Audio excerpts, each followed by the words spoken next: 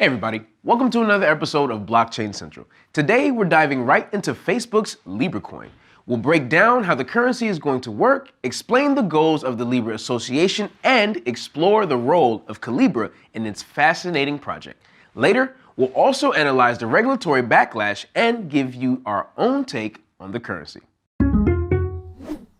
We publish 3 videos every month, 2 in-depth explorations into the fascinating world of blockchains, and 1 video where we summarize the most important events of the previous month.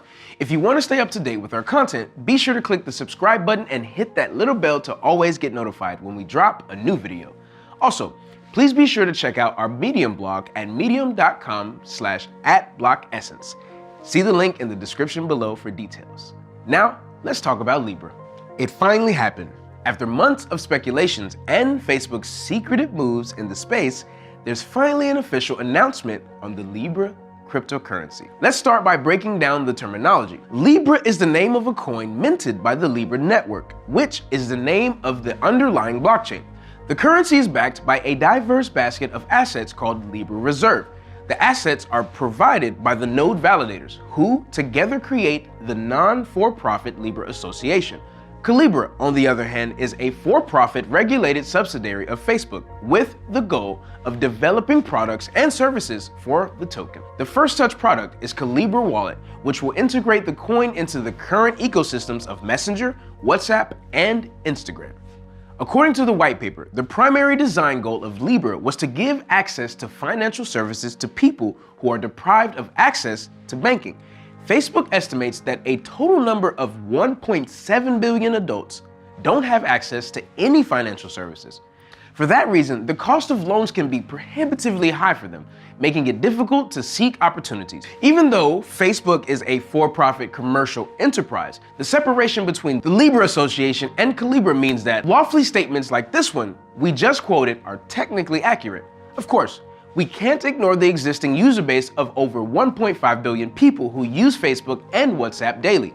Those people will surely be incentivized to use the currency, generating income for the Calibra subsidiary in the process. Now let's focus on the blockchain design. The consensus protocol used by the Libra network is proof of stake, with the validator nodes having significantly high financial and technical requirements. The algorithm known under the name of Libra BFT is a Byzantine fault-tolerant consensus mechanism inspired by the Hot Stuff framework. Hot Stuff was developed in 2018 by a Palo Alto technology company, VMware. The blockchain will support smart contracts written in a new programming language called Move. Facebook's decision not to use Ethereum Solidity and instead focus on their own language clearly means that the tech giant intends to maintain a level of control over both the smart contracts and the entire network. Eventually, the plan is to open up the system to third-party developers. The Libra testnet is already available and gives developers the opportunity to experiment with smart contracts using Move. Let's focus on the tokens. The primary token is Libra, which will be the currency used on the network. What's interesting is that Libra will not be a stablecoin in the traditional sense, as it won't be pegged to a single fiat currency. Instead, the backing assets will be expressed in the 4 main fiats: USD, Euro, GBP, and Yen. The secondary token, called Libra Investment Token, will be primarily used to obtain node validator rights.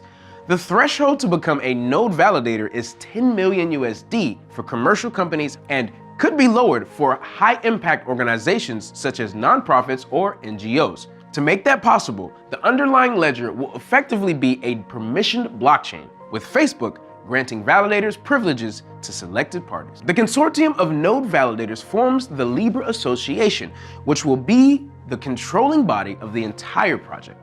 This, in theory, should secure decentralization of the network and ensure that Facebook does not have a controlling stake in the operation. As of July 2019, several major companies have already confirmed their participation. These include MasterCard, PayPal, eBay, Uber, Spotify, and Coinbase. A good example of a high-impact organization joining the project is Women's World Banking, a nonprofit focused on micro-banking solutions for low-income female entrepreneurs. The Libra Association is aiming to have at least 100 members before the token's launch in 2020. What is important, the network capacity, initially set at 1,000 operations per second, will be directly correlated to the number of validators. Transaction speeds will inevitably decrease once more validators are added to the network. It is unclear at this time if Facebook intends to cap the total number of validators to ensure scalability. There's also a possibility that, due to high technical demands for node validators, the speed will not dip significantly once more validators are added. We'll simply have to wait and see. When it comes to the front end of the ecosystem, the Calibra subsidiary aims to develop products to interface with currency. The already announced Calibra wallet is the first product that will enable end users to participate in the ecosystem. According to the website, the wallet will make it possible to send money between users and allow businesses to accept payments in Libra. So, what does it mean for the blockchain ecosystem at large? First of all, let's focus on the positives. If Libra delivers on its promise to be secure, private, and scalable, and Facebook stays true to their declaration not to exploit our data, the launch of Libra will mean a mainstream adoption of crypto.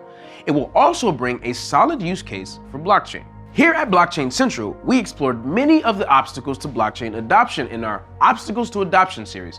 Check out the playlist below. And Libra is exactly what we identified as needed for the mainstream success of crypto.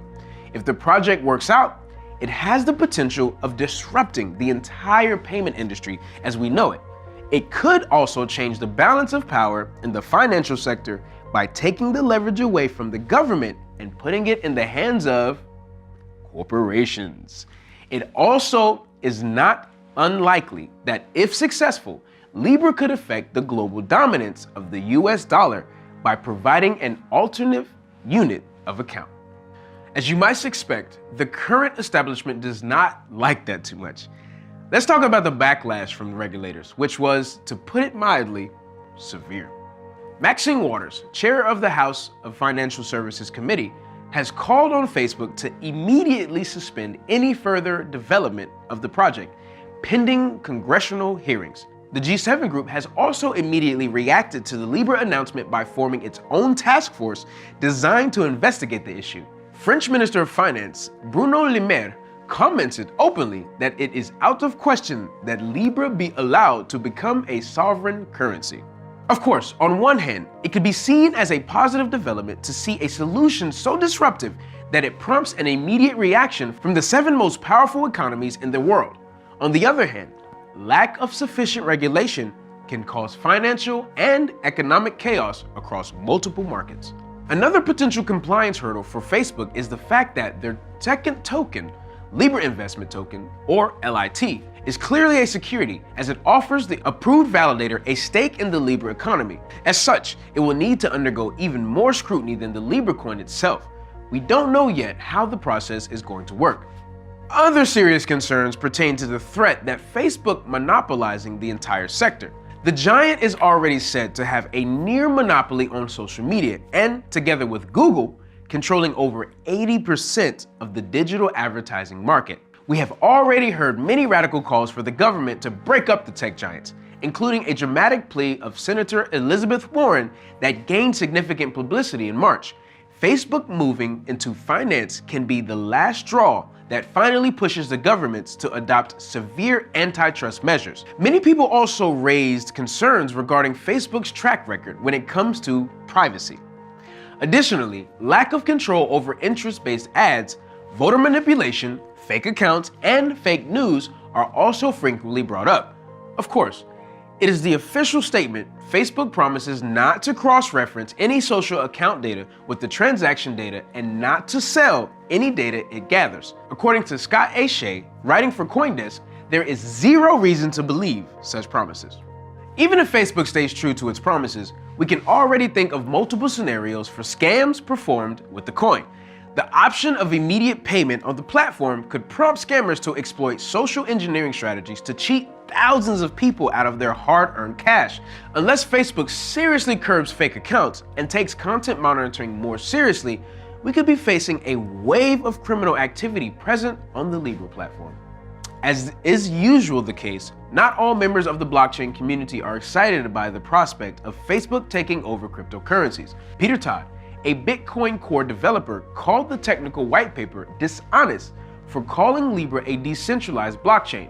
Many people on Twitter and Reddit are referring to Libra as PayPal 2.0 and are accusing Facebook of leveraging its reach to create a new central bank. The concerns are valid, as it seems like only approved corporations will have access to the network's ledgers. While Facebook claims there will be a complete separation between social and financial data on the network, the validators, almost by definition, could have complete access to everyone's transaction history. This could serve as an added incentive for them to participate in the Libra investment token. Some also raise doubts whether Libra can even be considered a blockchain. This is, of course, a semantic issue determined by the definition of blockchain itself. Inside Libra's ledger, transactions are not divided into blocks.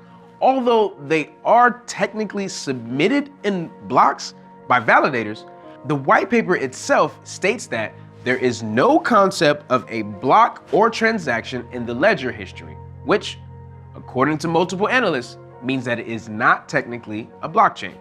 What's our take on all this? As always, we're cautiously optimistic. On one hand, the potential for disruption is already very impressive. On the other hand, the design of Libra ventures really far away from the ideals of Satoshi Nakamoto, and calling it decentralized and trustless